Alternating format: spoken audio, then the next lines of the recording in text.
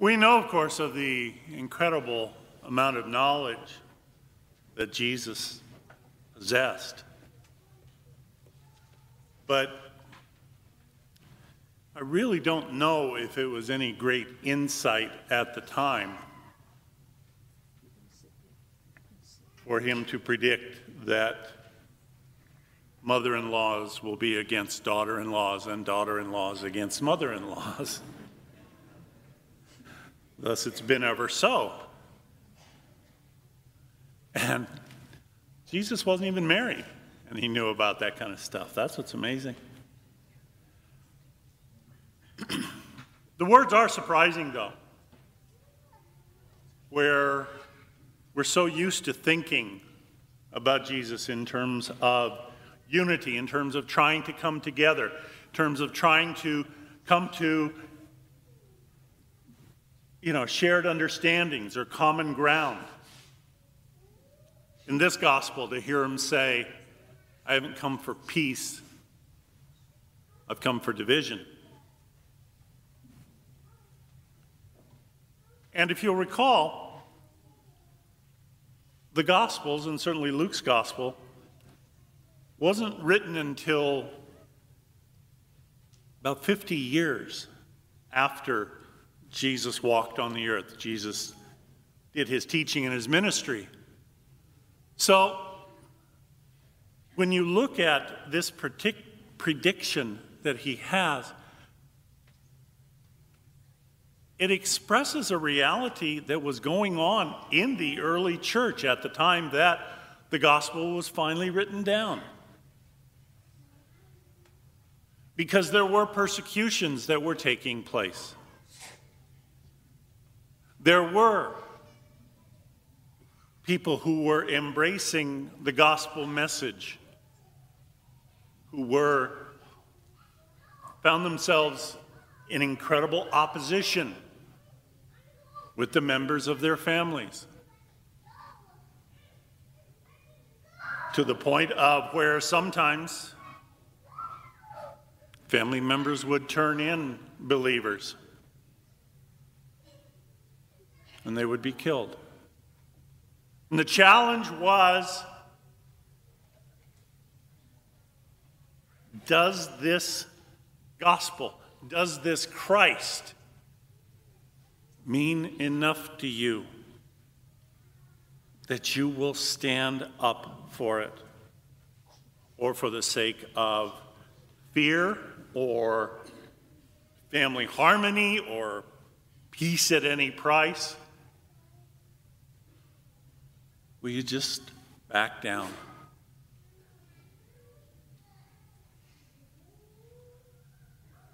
There's a challenge in that for us. Every year, we get lots of people that want to come and join the church or become Catholic in our parish. And it's sad how many of them tell the story of the opposition that they are receiving from family members.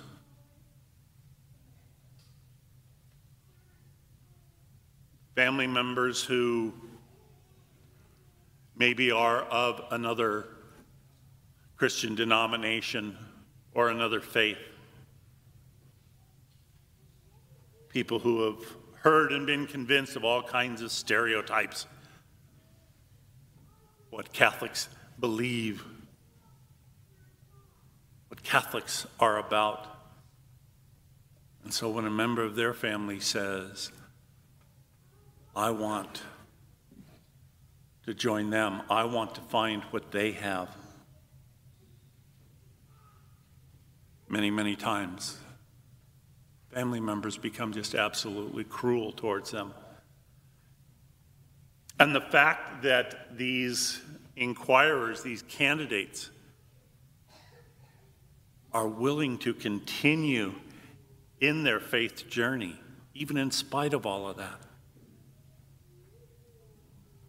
it's amazing. Some of the people that have come through our RCIA some of the most heroic people I think I've ever met. But it doesn't mean that all division is good. Jesus wasn't saying, I've come so that you can feel justified with whatever disagreements, with whatever differences of opinion you want. He says, for what really matters, there are going to be those who oppose you. And you've got to make that tough decision. But what about for everything else?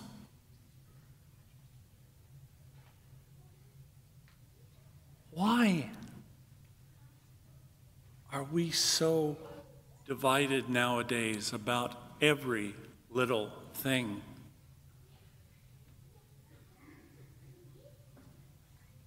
Why is it that we have less and less civility in discourse? Why is it that we have to be more and more set in our ways about everything? Whether it's family, whether it's workplace, whether it's church, whether it's a nation.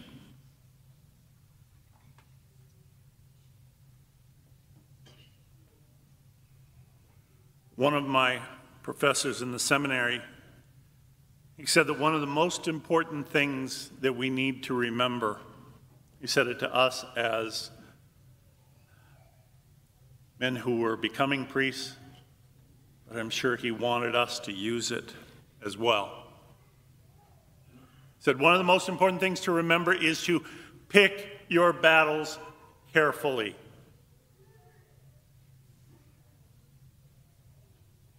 Is this worth fighting for? Is this worth the kind of separation and division?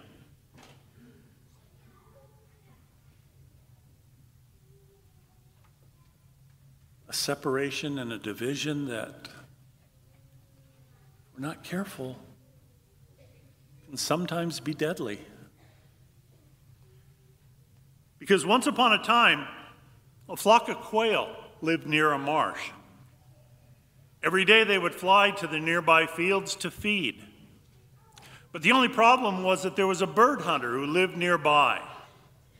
And lately, he had snared many quail in his net and taken them to market to be sold.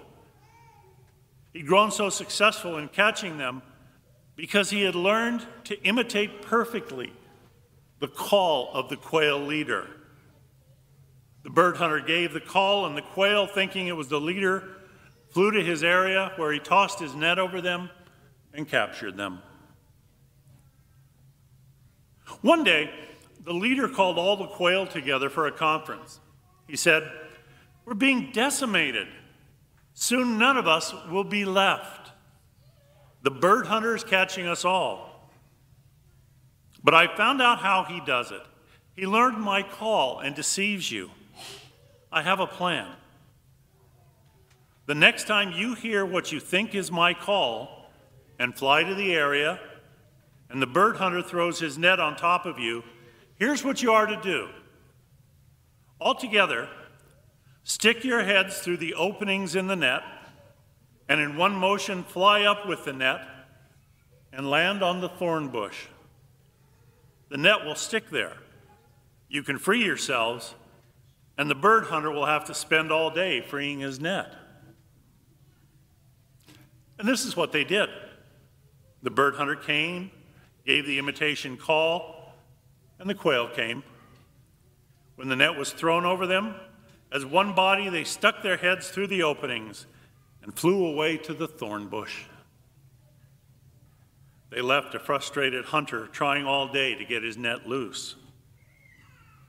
This went on for some time, and the hunter's wife bitterly complained that her husband was bringing home no quail to bring to market. They were becoming poor.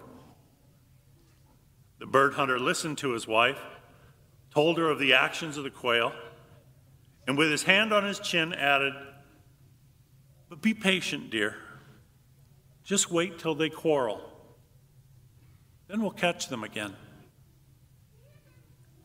Well, it so happened that one day when the bird hunter made his call, all the quail rose up and flew to the area where he was.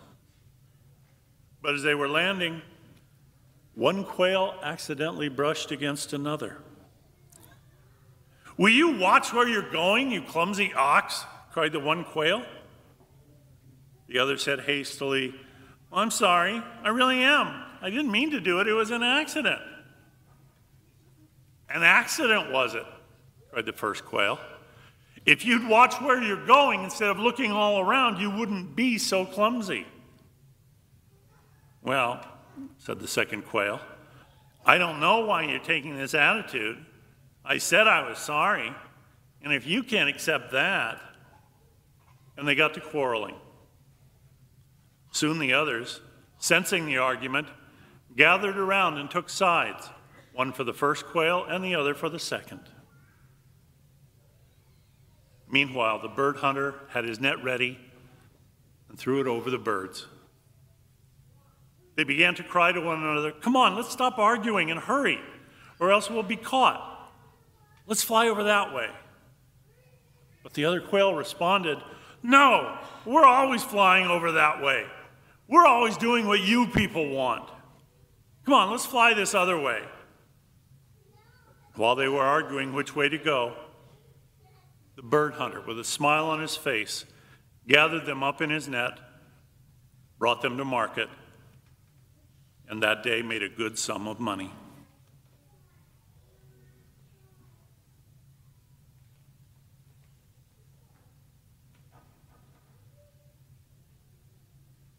We've got to tear ourselves away from or wean ourselves off of the self-centeredness that affects so much of our society. We've got to learn cooperation, agreement,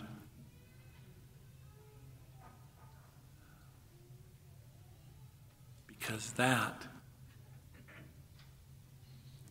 even for the Lord who came to set fire to the earth,